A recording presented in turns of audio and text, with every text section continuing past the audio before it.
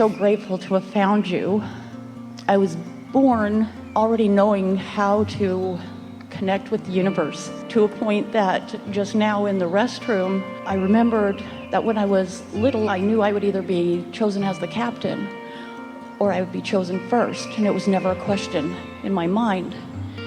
And wanting so much to be up here to get over a problem. While I was in the restroom, I thought if you could do that when you were little, there's no reason you can't do it now. That was a good bridge, wasn't it? It was a good bridge. See what a fast manifestation that was? Yes. And earlier today, did you hear us talk about going more general? Stepping back into a more general place? So that's what you did. You stepped back into something that, sort of like the 80s, stepped back into something that felt good, and then you had a new point of attraction. Yes. Good. Yes. So in reflecting back to that and trying to get back to that part of me, so that I remember a distinct moment. Well, we want to clarify something briefly. You're not getting back to that part of you. You're remembering a time when that part of you was active and you're reactivating it again. You're not going back to anything ever. So there was a chunk of time of 32 years. Irrelevant, but all right. It's what derailed me. Irrelevant also. Okay. So I'm coming back on track. No, you're not, No. as long as you're talking about the 32 years of derailment. Correct. You're keeping them active and dragging them into the now. Correct, and that's the part that has so much momentum. Doesn't need to, though. How do I stop it? It's all right, but you keep the momentum alive by remembering it, by retelling it. Someone talked about this earlier, by using it as an excuse for where you are a little bit. Even though you don't want to, it keeps feeling like the relevant excuse. You don't stop it all at once, you stop it a little bit at a time. You just bridge gradually, but the best way is to just start fresh. Start fresh in this moment and in this moment and in this moment. What is so compelling about that derailment? Are you just so mad at yourself that you were derailed? Do you feel like you missed things and wasted time? Because there are a lot of people that have passed through 30 years, and none of the years that they've passed to are as dynamic as what's happening right now. But it doesn't mean that it wasn't of value. If it brings you to a place of strong wanting, it mattered, it was of value. It wasn't a derailment, it was a launching pad. You see what we're getting at? Because your desire is strong right now, strong because of that. That's a good thing, not a bad thing. So could you go with that instead of with that? What happened? You don't have to tell us. We just want you to think about it. What happened that was so emphatic that it makes you want to call it a derailment, and even more important, blame it? Because if you could make it okay, in other words, take the monster out of it, and then there's not the feeling that you need to get away from it, and if there's not the feeling that you need to get away from it, then there's not an active vibration about it, and then it just isn't. I think what it is that I started feeling like whatever I did manifest, or whatever I did, things just came to me, almost like the Midas touch, everything. But someone else took it. It became theirs, and so I think I stopped wanting to have anything come. But it's such a wonderful thing. We know it doesn't feel that way yet, but that's such a distortion of the way it works, because no one is attracting it for you and no one is taking it away from you. It's only your perception that brings it in, and it's only your perception that keeps it out. That's why we called it a monster, something that you're blaming. But it's that attention to that. It's giving power to something that doesn't deserve the power, that's keeping you from your own power. So to leave that completely in the past and to go to something new, there's such a fear, because you can't all of a sudden leave it completely in the past, but you could fill the now up with other things. It's like Esther with her furniture, which seems like a ridiculously simplistic comparison. But if you are attracting the new, then it's easier to let go of the old. But if you're dragging the old around with you, then there's no place for the new. You have some choices. And we talked about it earlier. If you are determined that the choice of thought is going to be a good feeling one, and you start out before the bad feeling ones have filled in, then it's easier. Imagine having a colorful palette, and let's call it liquids, and a lot of depth in the colors.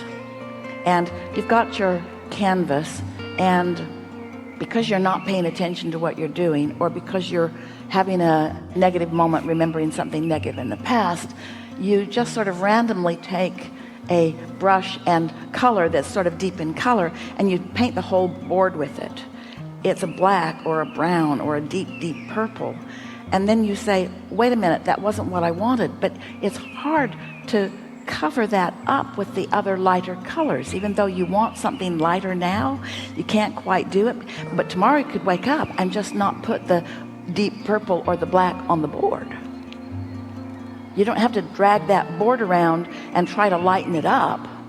You can just start with a new board and put the light on it to begin with. You see what we're getting at?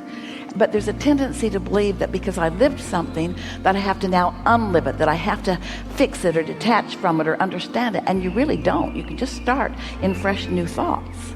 And if we could convince you, and we want to, but we can't, because there's no assertion. If there were, you'd already have it. Got it? No, it doesn't work like that. But what we would like you to feel is that you can start fresh. You can start fresh. And in time, that will be like a distant memory. It'll be like something that happened to somebody else. It'll be like something that you don't even talk about. And you will know how well it served you, because it lighted a desire within you that's way bigger than any desire that you ever had before. You were sort of a product of someone else's desire for a long time. And out of that experience, you have now found your own desire. And your own desire is, so much more powerful. There's such a much stronger point of attraction when it's your desire. Nobody wants to be pushed around, and nobody wants to be taken advantage of, and nobody wants to be played, and nobody wants to be used up. In other words, these are things that people worry about. But the truth of it is, none of that can happen. It's just an illusion or a misperception that you have, because sometimes somebody who's sort of loud-mouthed and big gets in your face and tells you things that are so loud that you start to listen, and as you start to listen, then it starts to play out that way. But you don't have to listen just because someone's talking. One time, someone was in the hot seat talking about someone who was very troubling to her, and we began looking for the person. We looked everywhere for the person, and turned out the person was nowhere in the room, and yet so vividly part of the conversation. And that's what law of attraction does with thoughts and experiences. You can reactivate them easily, but you don't have to. And so it's much easier to activate something new than to try to deactivate something, because you can't deactivate it. Nothing can be deactivated, because when you look at it, that thing that you're not going to think about, you're thinking about it. And the more you don't want to think about it, the more you're thinking about that thing that you don't want to think about. And that thing that you don't want to think about takes on a life of its own, and then it feels like it's thinking you. It isn't. It's not thinking you. You're thinking it. But you want to find a fresh place, and that fresh place is after meditation. So I'm so used to fixing things, and I'm trying. So I have a mantra of never give up, and then listening to you, this was what resonated, was give up, just give up, just give up. Well, here's the thing. How do I do that when it doesn't fix itself? We want to tell you something that is a misperception. Do not give up on your desires for this reason. You can't. Because you put it in the vortex, and you've got source energy all over it. So it's not giving up the desire, it's giving up the resistance that you've been dragging along with the desire. So phrase that a different way. I'm not giving up on what I want. I'm just letting go of the way I was going about it. Or I'm giving up the struggle. I'm giving up the thinking too much about it. Or I'm giving up overthinking it. I'm giving up a timeline. I'm giving up being hard on myself about it. I'm giving up my negative thoughts about it. I'm giving up my negative feelings about it. I'm not giving up on my desire. It's more vivid than ever. Just make those kinds of comments to yourself. Have you heard us talking about segment intending? So segment intending is, you realize that it's a new segment that you're entering into. Like it was a new segment when you came to the stage. It's a new segment when the seminar ends and you are on your way to your car. It's a new segment when you get into your car. So new segments all the time. And each new segment does ask for a different focus on your intentions, because you have different intentions when you're communicating with someone than you do when you're by yourself in your vehicle, for example. So it's really helpful to identify the segment and make some statements to yourself about what you want from the segment. So Esther's been segment intending for a very long time. When she gets into her car, she would intend that she would have a nice drive, and she would intend that it would be comfortable and safe, and she would intend that traffic would be kind to her, and she would intend those kinds of things. And she usually has very nice drives. The traffic and the weather is very good to Esther because she's been asking it to be for a long time, and it just is, because she expects it to be. But recently, as she was contemplating segment intending, we said to her, in the spirit of it, something that we'd been saying for a while, you want to get out ahead of it, you want to get out ahead of it, you want to get out ahead of it. Well, segment intending is, in a sense, getting out ahead of it. It's saying, I'm going to be over there, and when I get over there, I want it to be this way and this way and this way. But in the true spirit of attraction, isn't the preparation for that segment really happening in this segment? If you're really getting out ahead of it, then isn't it affirming good things now that is the best preparation for the next segment? Think about it. So that got Esther's attention, and so she began thinking, putting into the terminology, I feel, because feel, emotion, is the best indication of vibration, and vibration is the point of attraction. So she would say, I feel happy. So she identified maybe how she was feeling or how she wanted to feel, but she was identifying the feeling of happy, identifying it, and then isolating it by just kind of looking around her current now for obvious things of happy. This is a beautiful room, by the way. So beautiful in so many ways. There is a lot in this room that if you focus on it, you could feel happy about. It's fresh and really clean. The sound carries very well. These baffles are intentional. The lighting is wonderful. It's not hard to find a reason to feel some happiness if you decide to. So I feel happy. I feel sure.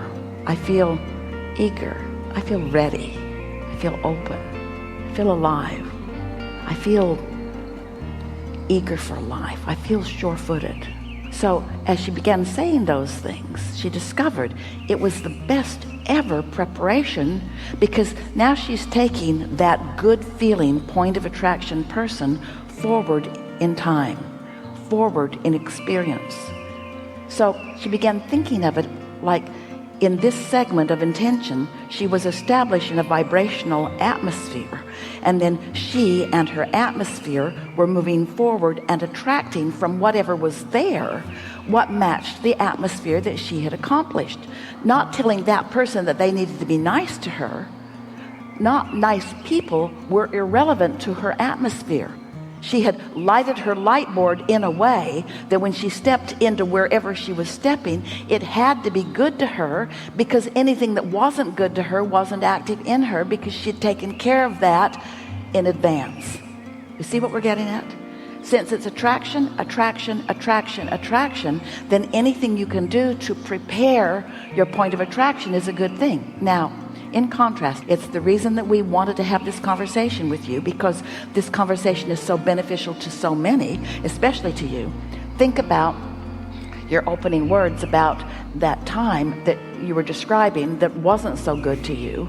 That's the opposite of the segment intending. That's remembering the past, using that as the reason to accomplish the feeling, and then stepping forward into life with that point of attraction. You see what we're getting at?